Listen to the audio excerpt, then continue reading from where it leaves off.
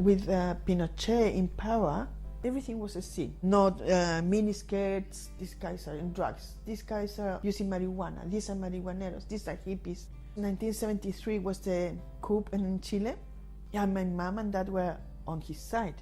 My mom started burning all the magazines that they could say something about politics. Music changed in general in Chile because many groups were, sent out from Chile. The music were not allowed. My mom never knew, for example, that I liked some music from Chile that she would never allow me because she would say I was a communist. My dad, he never said exactly which party he would be. I always guess he was right as well. So when Allende, which was a socialist party, came to power, my mom and dad were not happy.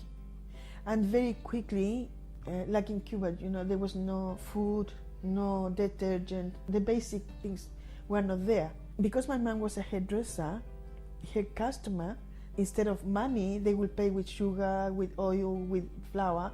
So at home, we never missed anything. We didn't have to do these long queues to get a kilo of meat or chicken. In El Salvador in particular, many people disappeared, but because I was just 13 years old, I didn't realize what was happening. My mom and dad, they were happy. The first knowledge that I had was as soon as the coup happened, my brother was in the Navy. We went to visit him. We saw from top of the building, there were some trucks coming with men walking like this. My brother started telling us that we were being tortured, and he told us some of the things they were doing to that people, terrible things, like they had a small swimming pool and they put bleach and urine in there.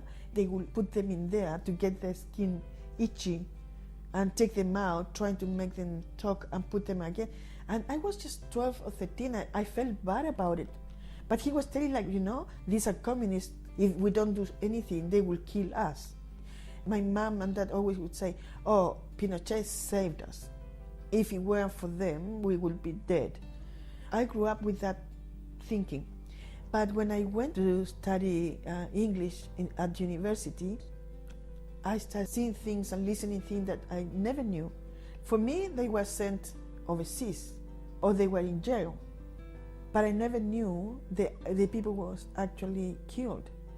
And there was these riots with the police outside. Some of the girls started having panic attacks in the class. I never saw anything like that in El Salvador. It was like a bubble, nothing happening there. And that particular girl, her brothers and father had been killed or disappeared. And it was the first time, that I heard, oh, this really happened, it happened. And that changed my way of thinking. I always thought a little bit different to my parents. I was never in favor of what it was happening. But I wouldn't say anything because I didn't know any different. But when I went to university, I realized that in Chile there were crimes that nobody was saying anything. That people had been kidnapped, people had been tortured, and we didn't know.